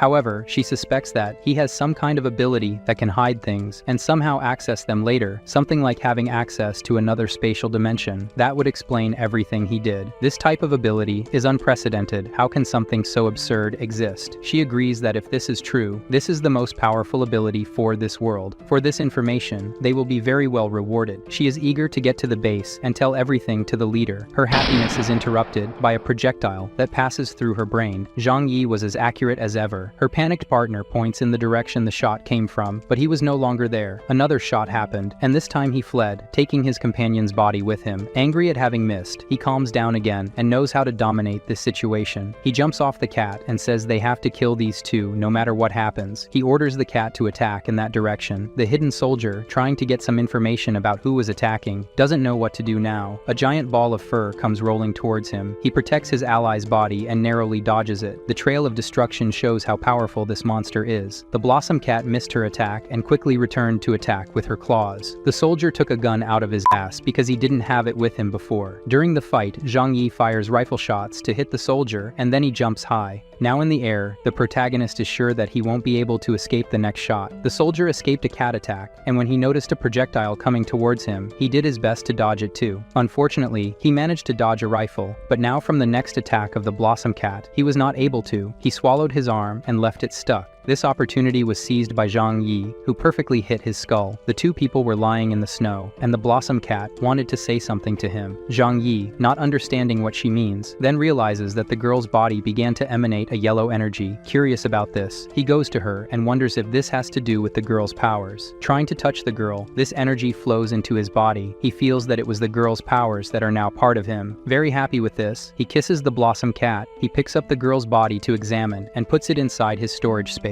Now that they are not alive, there is no problem. Later, he was at home, and Shinshin says that what he asked her to do, there is ready. From the equipment they had with the two soldiers who died, she found out that they are members of the Shishan Refuge Organization in a base in the mountain about 27 kilometers from here. It is an underground location divided into 4 layers. Several military forces and people with special abilities live there. This information, with just so little, makes the protagonist recognize once again that Shinshin is amazing. Jokir goes to them to say that she has something important she has discovered. They go to the examination room. There she shows that the brain cells of the girl are different from those of a normal human being. People with special powers have their brain cells altered. Perhaps it is a brain alteration that gives powers to mutants. But unlike the woman, the man's mutation was not in the brain, but in the muscle cells of his legs. Furthermore, they were different from the woman's. Jokir believes he is an artificially created mutant. Artificial mutation was made in the leg muscles. After these discoveries, Zhang Yi went to the underground to test his new powers. Now, he can use this ability to reinforce projectiles. I thought the new power would be like the girls, like the protagonist of Charlotte, who can steal powers. But the new power he stole from the woman who passes through walls, he didn't use. At the military base, a distress call came from the agents who were investigating Zhang Yi's mansion territory. The leader of the two soldiers sent orders to send reinforcements now, but his request is denied. To do this, he has to ask for permission from the base leader. However, when he reaches the Grand Leader's room, his secretary is blocking the door and says he can't speak now. He is doing something very important. The mutant military personnel at the base insist it's an emergency. However, the secretary also insists that the supreme leader is also in an emergency and cannot be interrupted. They must come back later. Inside the room, the leader's emergency was an intimate meeting with the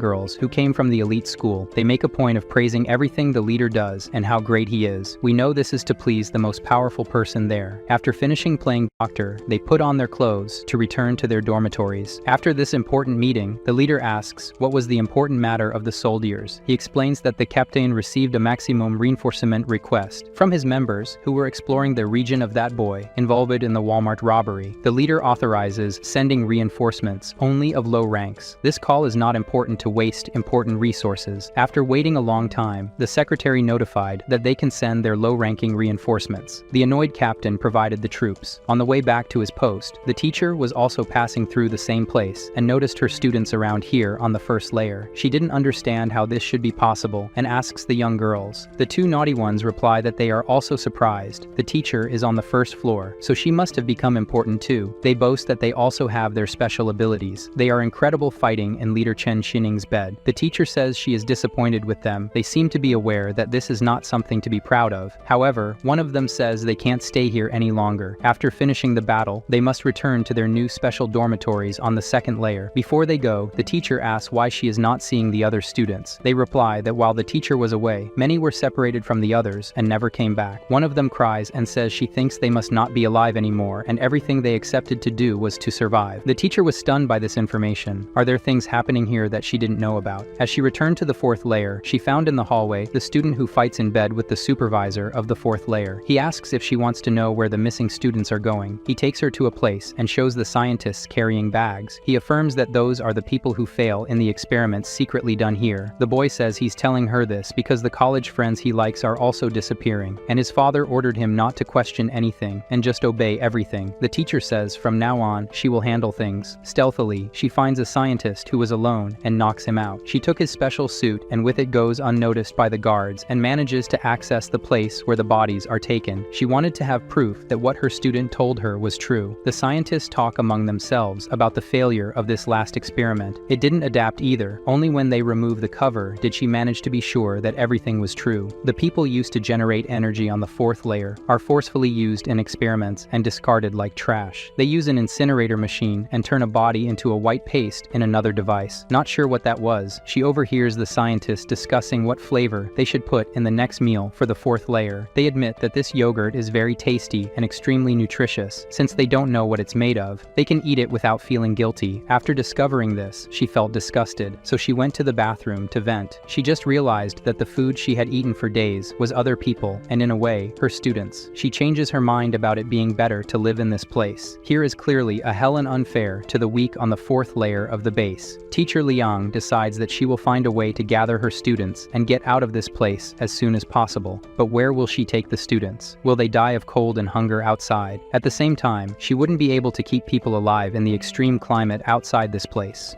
Meanwhile, that night the soldiers sent as reinforcements are in front of Zhang Yi's house. One of them was walking on the territory and triggered a trapline. Several pieces of him were scattered in the snow. The captain was furious about this and is sure that the culprit is the wretch living in that fortress. The noise of the explosion and now the gunfire made the protagonist realize they were being attacked. He ordered to activate Karen's new force field defenses. He has the strongest power, the two most incredible minds working for him. Zhang Yi watches through the window, satisfied with the result. His new opponents have finally arrived. The soldiers decide to search and disable all the traps hidden in the snow. The same thing Chun's village tried to do before, and now they met the same fate. Zhang Yi activated the remote explosives, and more soldiers went to visit Queen Elizabeth. The captain gets increasingly furious. The soldiers warn that they know nothing about the enemy. They've already lost many just in the first traps. They should ask for even more reinforcements. This would be a disaster for the captain. They are the reinforcement team that just arrived and they're asking for more reinforcements. So he ignores the advice and says they should keep advancing. Even though it's risky, he decides to continue the attack so they don't return empty-handed. As they advance, Yang Mi was worried that if they decided to continue, then did they find a loophole in security? Zhang Yi confidently says that he inspects this place almost every day and trusts Karen and Shinshin's work. There is no security loophole. She then questions why Zhang Yi doesn't attack them while they are busy with the traps. The protagonist replies that he wants to know what they are capable of. The soldiers gather and come to the conclusion that this refuge was made precisely to protect itself from human attacks. That miserable owner of this place should have known the world would descend into chaos. The captain's plan is to use explosives to make a passage into the house. A soldier manages to infiltrate and place several explosives while the homeowner watched calmly. Zhang Yi then says, "It's time they had a lesson in facing their enemies." The man runs away from the house, and then the explosives are activated. A strong explosion results in only a small hole that melted the snow around it. Upon investigation, they see that they hadn't even scratched the shelter's walls. If this is as they think, the only alternative is to dig a tunnel, as the top is indestructible. They give up trying to capture Zhang Yi alive, and it's ordered that the sniper eliminates the target. The protagonist has always been watching everything through the window. The sniper fires and misses the target. Besides not hitting the right place, the window glass was the most resistant there is and didn't even scratch. Zhang Yi was disappointed with the power of the threatening mutants from the military base of the West Mountain. This reaction of his was noticed by the soldiers. The man shouts that it's not fair. How can that person have more incredible things than the government itself? The captain now accepts that unfortunately, it's impossible for them to succeed here. He orders everyone to retreat to the base immediately. Zhang Yi, upon realizing they are retreating, opens fire on them as well. The soldiers notice and fire in his direction, now that the enemy was exposed. This wasn't a mistake on Zhang Yi's part. He absorbed the projectiles into his alternate dimension and reflected the same projectiles back at them. The captain orders that they keep shooting, as it's a perfect opportunity. Everyone shoots at the same time. He absorbs all the projectiles with his left hand and shoots with the other. He was like an impossible to hit target and was quickly eliminating all the soldiers. Even with the target exposed, the captain orders everyone to forget the attack and just flee. That demon is a mutant and his powers are too mysterious. The mutants use their movement powers like the other soldier, but one of them is hit in the leg and can't continue fleeing with the others. The rest hide behind a pile of snow and order the wounded not to move. He throws a smoke grenade, which will prevent the demon from hitting them. Zhang Yi had previously absorbed a quantity of snow from an avalanche and now throws it onto the soldiers hidden in the smoke. Almost all of them are now dead. A few hours later, in the underground base, the leader received the report from the troops sent as reinforcements. They encountered a formidable enemy, and almost all the soldiers were killed. The leader, who previously disregarded the information about Zhang Yi, now has every reason to give it importance. His secretary informs him that the place where he now resides is a super protected shelter that belonged to a millionaire named Wang Simon and was built 10 years ago. The leader, considering himself a Sherlock Holmes, deduces various things about Zhang Yi, who was once just a stock supervisor in a market, but now lives alone in an impenetrable base with more resources and luxuries than they have here in the military base in the mountains. When the first two soldiers fled and radioed that they had valuable news, he pursued the two stealth specialist soldiers and managed to eliminate them. This means he has a very big secret that cannot be discovered. The base leader now believes that all the resources from Walmart are in the boy's possession, so he is a source of nearly infinite food, and surely the boy's powers are related to being able to stockpile things with him. It's possible he has many more resources than the vanished warehouse. Now the man decides it's worth focusing all military forces on capturing these resources. The secretary warns that the base's internal resources are dwindling, and the resources from that boy could provide all the base residents with an abundant life for over 10 years. As a result, hundreds of soldiers were sent from the base, and they all arrived at Chun's village. The otaku called Zhang Yi to alert him about what was happening. Before the otaku could speak, the protagonist stated that an army must have arrived in his village with the aim of attacking the shelter on the other side of the frozen lake.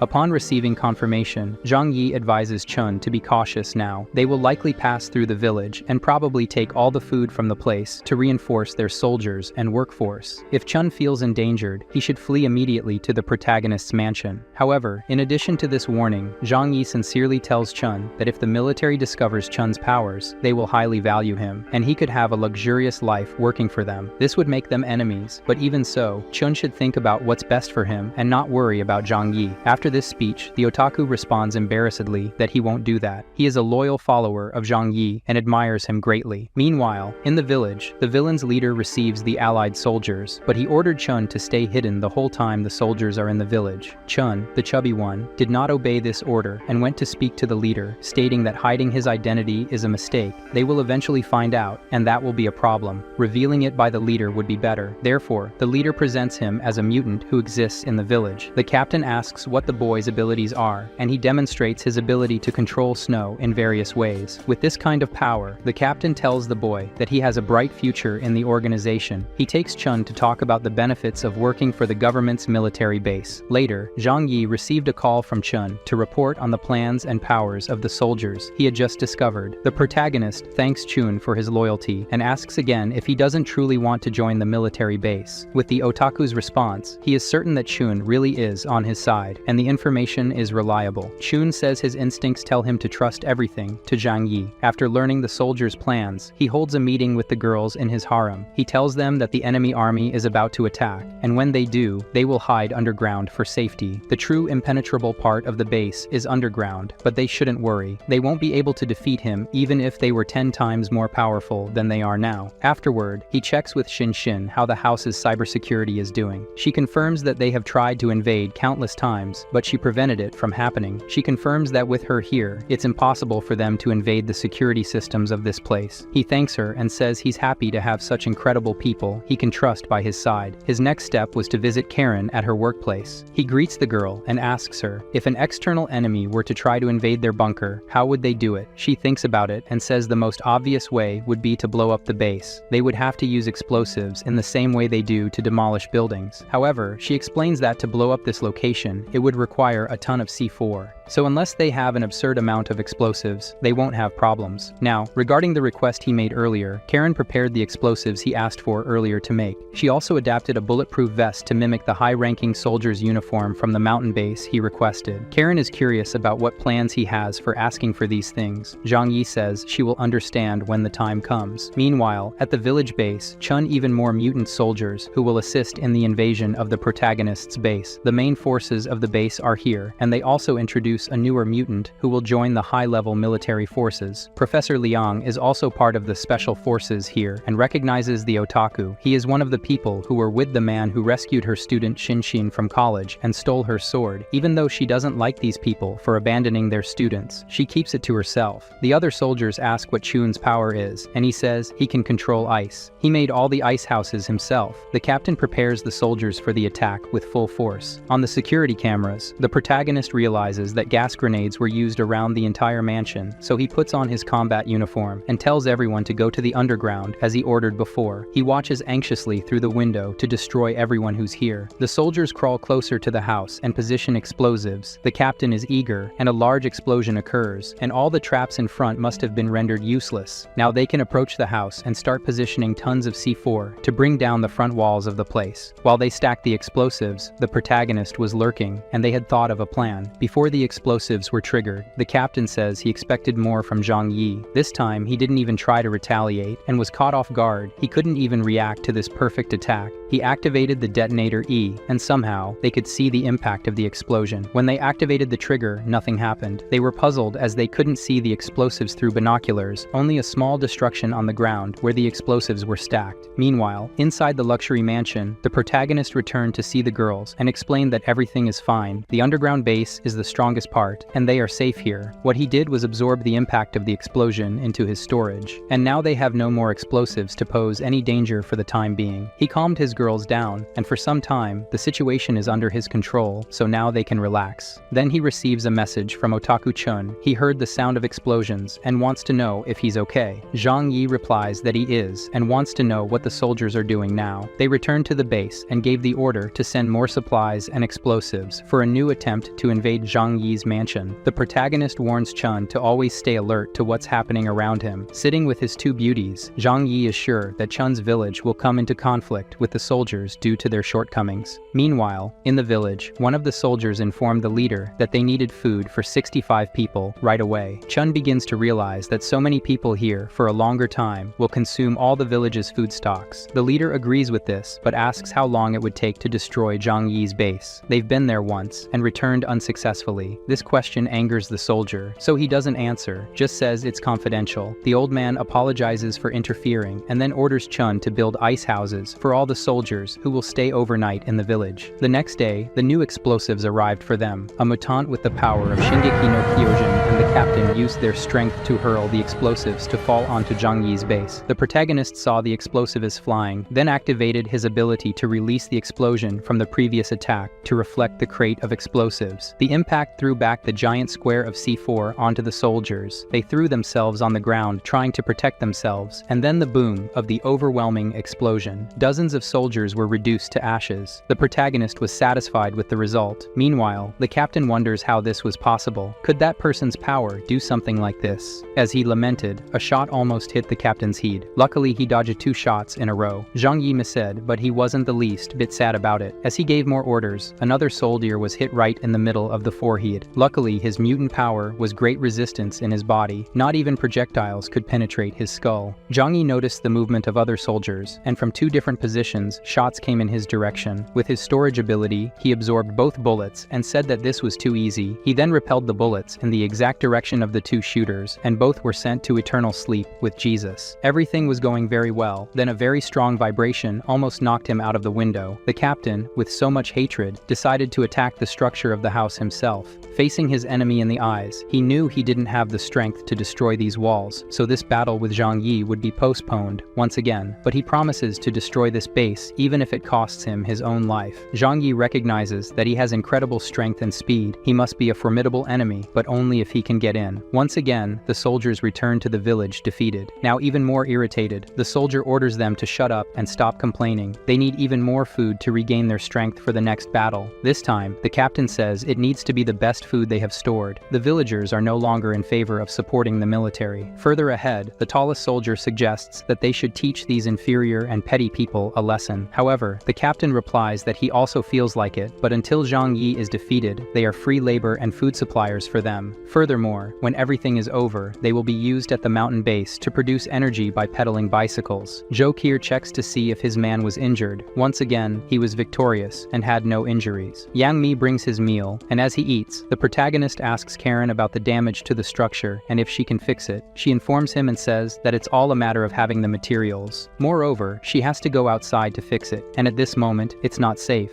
Just knowing that it's possible is enough. There's no rush for it. He drinks his beverage, and the other girls also want some. They all toast to celebrate another victory. Later, at dinner time, Shinshin informs the protagonist that Professor Liang contacted him. She hands him her phone, and the woman says by message that she intends to negotiate. Before calling the professor, the protagonist asks Shinshin if this woman is trustworthy. She confirms that she always keeps her word. Liang insists on speaking on the phone. She reveals that she's infiltrated the military forces of the Western Mountain Base and can exchange favors with Zhang Yi. The professor says that her students at the base are in danger, so she has no choice but to cooperate. She can be useful to him inside, and all she wants in return is the safety of her students. He responds that when he has something to ask in return, he will get in touch. The protagonist hangs up the phone and tells the girls about the situation of the people in that base on the Western Mountain. Karen, upon learning the fate of her college colleagues, feels sad. Even though she wasn't friends with anyone, she also didn't wish harm upon them. Zhang Yi questions if Shinshin's plan to create a Trojan horse is possible. The girl on 4 wheels says that Professor Liang could infiltrate the base and insert a flash drive so she could access the base's internal systems. Zhang Yi calls back and says that his request is for her to take a flash drive and put it into a computer at the base afterward. She agrees and will trust his word because risking her life to save one of his students who was important to him shows he is a man of value. Later, the captain informs all the villagers that the military is still at the base to save them from the demon that could return to destroy their people. The village should unite and cooperate to destroy the demon that lives on the other side of the lake. The captain goes to the meeting room and warns that the time until the villagers' revolt is short, and some villagers would surely die seeking revenge for the death of their loved ones. This obviously sparked Liang's indignation, being in favor of goodness, and she told him she couldn't bring herself to sacrifice innocent people just to achieve their desires. In response, Feng stated that if she had any other solution to avoid confrontation with the villagers, villagers, he was willing to listen. A second leader tried to calm her and explain that she should help them obtain resources from Zhang Yi so that their students could live safely. Hearing this, Professor Liang lost hope and then began pretending to be on their side, as the lives of her students were more important than those of the villagers. She agreed with Feng, as long as he tried to avoid the death of the villagers due to overwork.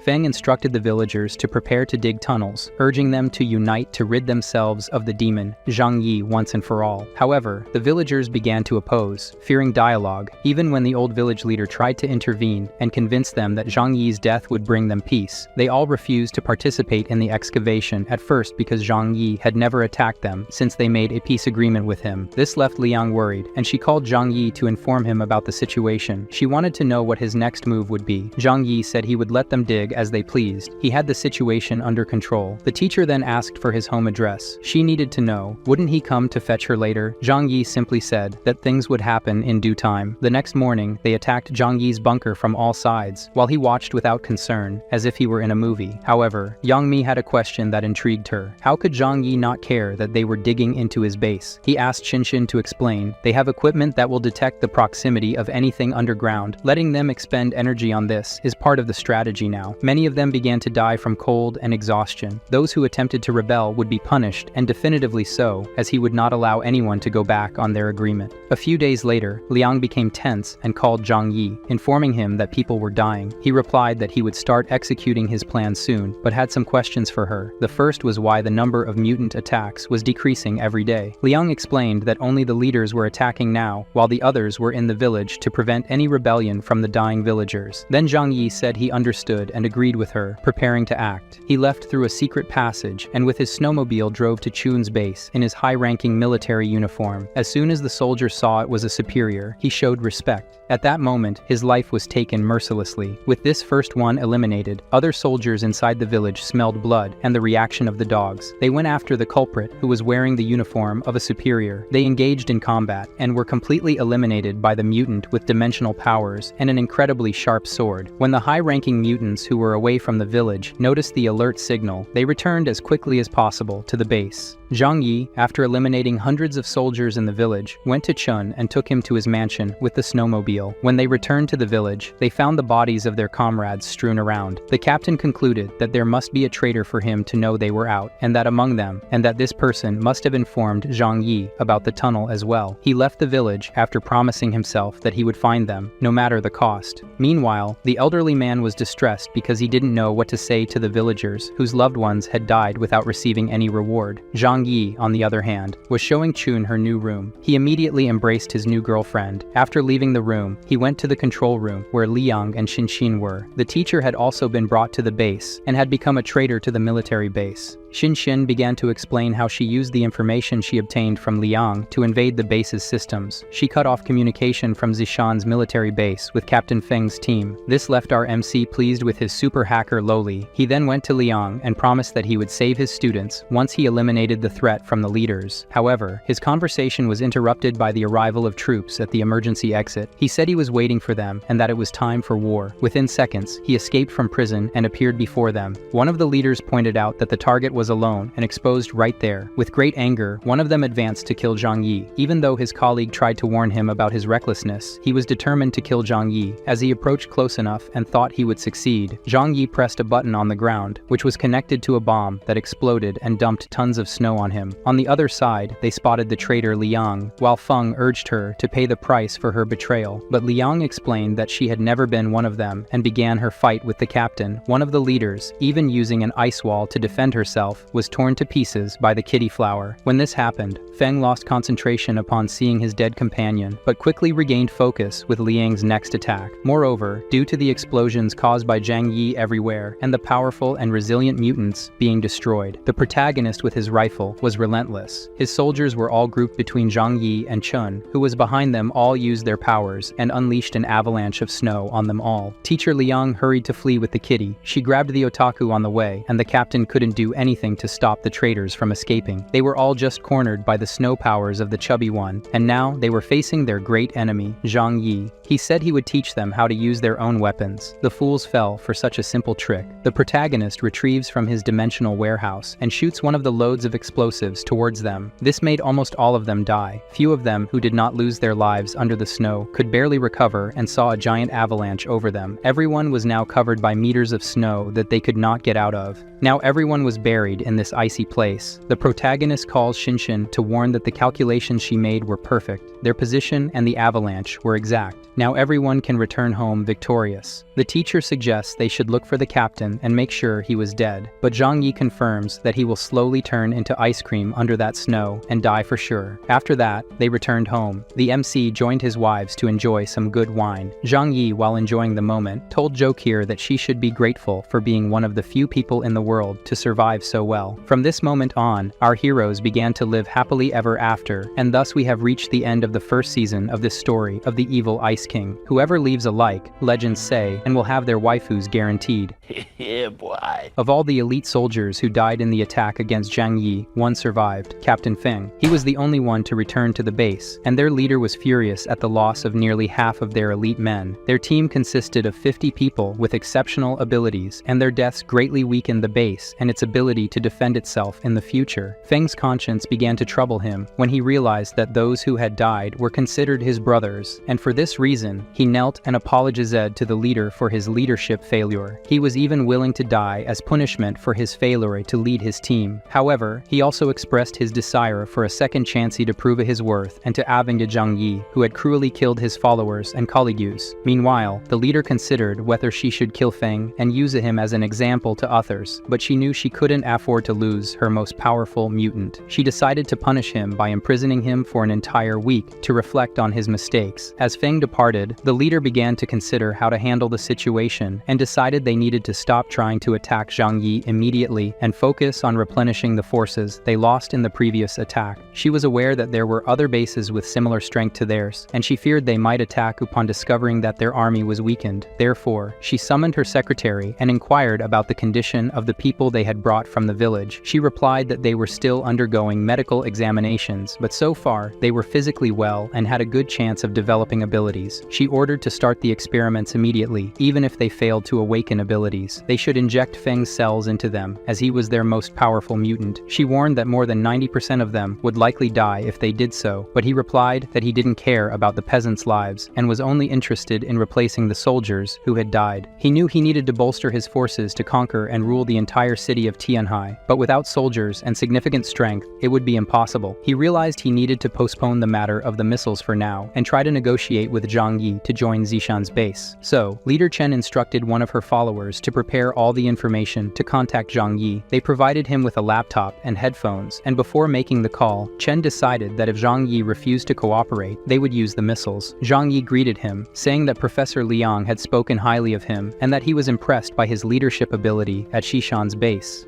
Chen felt he was being mocked by his manner of speaking and became irritated, stating that what he was doing was not in his interest. Zhang Yi replied that he knew very well that he was just a weak man since he couldn't face him after more than 50 of his men failed to do so in the past few days. So Zhang Yi continued to taunt him and asked how he would kill him after more than 50 of his men failed to do so. It was then that he became furious. Chen explained that he would not send anyone else to his bunker but missiles with enough force to destroy the entire bunker. Surprised, Zhang Yi replied that he knew he was lying since there was no base to launch missiles in the city of Tianhai. Chen said he knew people in the neighboring city who had a military base with missiles and who were responsible for bombing their base, although Zhang Yi was beginning to be convinced by his words, saying he didn't want to attack him with the rockets because he admired his talent and wanted to recruit him. Zhang Yi couldn't believe him on this rocket matter and therefore said he wanted proof that he had rockets. Throw some nearby for him to see. The leader called him stupid. Missiles aren't wasted to prove to someone that they have them. Zhang Yi began to realize by the way he spoke that he wasn't lying to him, but Zhang Yi couldn't believe his words. Our protagonist asked for a few days to think and respond. Chen agreed to give him only one day. Upon ending the call, the leader begins to pray that Zhang Yi accepts his threat and he doesn't have to waste such a precious resource. Our scoundrel protagonist wondered if he should just escape from this shelter for now. Shinshin doubted whether the leader of the Shinshan base really had these missiles in his hands to use, as he sent so many soldiers and didn't use these missiles before. Zhang Yi said there really is a military base in the neighboring city that has these weapons. If they take that risk and get bombed, it's the end of everything. Zhokir then asks if they couldn't go back to where they lived before. Zhang Yi says, yes, that will be the first thing they do to protect themselves. The security of his harem is the most important thing. Chun was the saddest, as she had just arrived in this warm paradise. Professor Liang reminds him that he promised to save her children. He can't forget that. Zhang Yi stares at his computer lowly, and then grabs a small chip from her and hands it to Liang, telling her that the rescue of her students depends on her success. As soon as she inserts this into a computer in the central area, everything will be possible. Liang left the base without being seen by anyone, still with access keys to important parts of the base, as she was the leader there. And as she walked, she encountered two of the staff, so she stopped to listen to them, while the staff talked about her and how they didn't expect Liang to leave, while leaving her students alone. This was a betrayal, so Leader Chen decided to experiment on all her students and many of the villagers. When these scientists left and got into an argument, Liang finally began to speak with Zhang Yi to say that they needed to get her students out of here as quickly as possible. He then said again, she must put the chip into a computer in the central area, and then he will be able to get all the students to escape. If she succeeds, he will honor his promise to provide shelter and food for her students for a while. Of course, Liang was tense at that moment, as she knew that the computer room was one of the most closely watched, but she also knew she needed to do it if she wanted to save her students and destroy the entire base forever. She finished speaking with him and set off to fulfill the mission. Zhang Yi was in the car with his girls, heading to Building 25. He told Xin that if Liang succeeds, they will devise a plan to attack the mountain military base. The lowly girl also reminded him that the information they could steal from them would be very valuable for the future. Zhang Yi says that unknown forces are indeed more worrying. When they find out more about them, at least they will know how to confront them. Their optimistic conversation was interrupted by Karen. She was worried about Professor Liang and afraid they would capture her and beat her to death. As she expressed her concern for her teacher, Zhang Yi smiled and thought to himself that she was just being naive. To him, it didn't matter if she lived or died anyway. But of course, he was a hypocrite and told Karen that good people always have good luck. Karen was convinced by this and said that Liang really is a kind person and will be lucky. But in reality, our scoundrel was laughing inwardly. He didn't believe any of it. After a while, they arrived in the Yuanluo area, where Uncle Yu was waiting for them with his new wife and was willing to help them. Meanwhile, Chun was sad and crying because she left her inflatable wife behind. Zhang Yi looked around and realized there was no sound in the area, so he was confident that all the neighbors had died, but his thoughts were interrupted by his uncle's lewd voice, who was glad that Zhang Yi and his friends were still okay. When our lovers' gang returned to where it all began, many memories came fluting back. Zhu Haimei told everyone to make themselves comfortable. There were many people and not so many rooms, but they wouldn't have trouble squeezing in a bit. Yang Mi was excited to have more company and said they could all play board games together. Zhang Yi went to the living room to talk to his uncle and ask how the neighborhood was, if anyone was still alive or if everyone had already died, and if anyone tried to attack them and steal their resources from the neighbors, as they used to do. Uncle Yu replied that at first they came begging for food. After they got nothing, they tried to be aggressive, so this old man taught them a lesson. However, despite all this, there is still a group of people alive so far. So Zhang Yi was surprised and looked out the window, although he knew he wouldn't see anything, which made Yu continue his conversation and clarify that the people who survived so far were the residents of building number 18. Zhang Yi was surprised by his words and asked him if he knew more details about them or about the number of people who were still alive in this building. Uncle Yu replied that he didn't have knowledge of these things because he didn't communicate with them, although sometimes he saw them coming out and moving around the streets. Zhang Yi became excited and wanted to know how they were still alive like this, and decided to visit them as soon as possible. But first he explained everything about the missile threat from the leader of the Xishan mountain base. The poor guy just wanted to live a simple life with plenty of luxury and food. Why couldn't he? And when he finished speaking, he told him that he didn't believe Shinan really had rockets. Hongsle Yu sadly replied that whoever has many things also attracts much attention because of it. Even he himself, who has much less than Zhang Yi, is constantly attacked by people wanting his resources. Our protagonist says he will stay out of his main base for a while until he has the strength to annihilate his new enemy. After this conversation, Uncle Yu continued to inform him that a strange group had appeared in their neighborhood recently and had not yet tried to attack them. This group calls themselves Servants of the Snow, while the girls play with Xin. The uncle talks about how at the time he underestimated these people, thought they were just crazy religious fanatics, but at the time they offered the possibility of increasing and training the uncle's powers. He was suspicious of them and refused, but this group went to another person in the neighborhood as well. As they talked, Zhang Yi looked out the window and noticed strange movements in this building, and to understand understand what was happening, he had to go see everything personally. And when he asked him if he needed help or something, Zhang Yi replied that it was not necessary. These people were all much weaker than him. The protagonist warned his girls that he was going to visit an old friend and they don't need to worry. He went to building 18 and without worrying about anything, he just shot up and drew Lin Jian's attention. The man, seeing this demon again, became terrified. This monster had returned. He went to his wife and son not knowing what to do. His son, upon learning that person had returned, asked why they had to fight against this man. His furious wife said they should join together now and fight against him. Lin Jian, unlike them, calmed down and replied that even if all the residents of the neighborhood joined forces, they still wouldn't stand a chance. He told his wife to hide and protect their last hope. When Zhang Yi saw him, he told him that he missed him for a long time. The residents of the building came out to see what was happening through the windows, which surprised Zhang Yi because he didn't know that all these people were still alive. He immediately approached Lin Jian and asked him how he had done it. Lin Jian replied that the credit was his and of the seeds that the protagonist left behind before. Surprised, Zhang Yi asked if he was serious or joking with him because he thought it was impossible for these seeds to grow and be ready for harvest in less than a month, and it was impossible for them to grow from the beginning in this atmosphere. Zhang Yi activated his abilities and said that he felt another mutant nearby, but it seems that the reason Lin Jian was tense was another, so he apologized to Zhang Yi and killed him if he wanted to punish them for their failure. The residents started coming out of the building in large numbers, and seeing their leader in this position, they began to shout that he couldn't kill him. They wouldn't let the great leader who saved them all this time die in front of them. Some people stepped forward and said that if lives needed to be taken, he could take others, but their leader should stay alive. This left Zhang Yi very surprised at this loyalty to this person he judged weak in the past. Their looks were sincere, and they were willing to give their lives. He then calmed the situation and asked why they think he wants them dead. They told him that the baby he left in their care did not survive, knowing that the reason for all this fear was Ji Lemei's child that he wanted to get rid of. The reason they were afraid is that they believed the baby was important to him. Zhang Yi then explained to everyone that a baby surviving in such a terrible time as this would be a miracle. He knows very well that the death of the child was not due to their negligence. He is here to find out how they managed to survive. He wants to see these seeds with his own eyes. Lin Jian told him to enter the building with him to show him. As they were on their way, Lin Jian began to explain that they tried to plant the seeds he gave them several times, but failed completely and all the seeds died. However, everything changed after the group of people from the snow sect appeared and offered to help them. They made it clear that they should worship the snow god in return, so Lin Jian gained his power. Although it was painful at the time, he managed to survive and get his new power, which with his help, he can make the seeds grow inside his body. So he is called the Plant Man. The products his body produces contain much higher nutrients than normal products and also grow quickly in any environment. Zhang Yi was surprised and asked him what he used as fertilizer to plant this because only his body couldn't produce so much food. Lin Jian replied that the sight might be a bit scary for him. Of course, Zhang Yi didn't care and entered the room immediately, finding a group of corpses growing plants on them, literally. Lin Jian explained to him that they used these bodies to fertilize the seeds, as there were many bodies in all the buildings around. Curious about this, Zhang Yi asked the number of rooms where they planted seeds in this way. There were 3 rooms so far, and they didn't need a larger amount at the moment. This idea of self-sufficiency is good and all, but if it continues like this, Zhang Yi warned that his body will not resist and will certainly die after a while. Lin Jian seemed to know this and accept this fact. Using his power made him feel a lot of pain, but he is willing to do anything to keep his wife and son alive here. Although Zhang Yi thought the idea of sacrificing himself was irrational, he was also impressed with his courage, so he asked if he could show his power now. Our selfish protagonist wanted to know if his power was considered natural, like his, or artificial, like those of the people from the military base. Also, he wanted to make sure if Lin Jian's power was specialized only in the growth of crops, or if it had any offensive use. Lin Jian was then willing to show his ability. By making a lot of effort, one of the seeds in his arm began to grow rapidly until it sprouted completely. Seeing this disgusting thing, Zhang Yi warned that it was enough. Just this effort took a lot of energy from poor Lin Jian.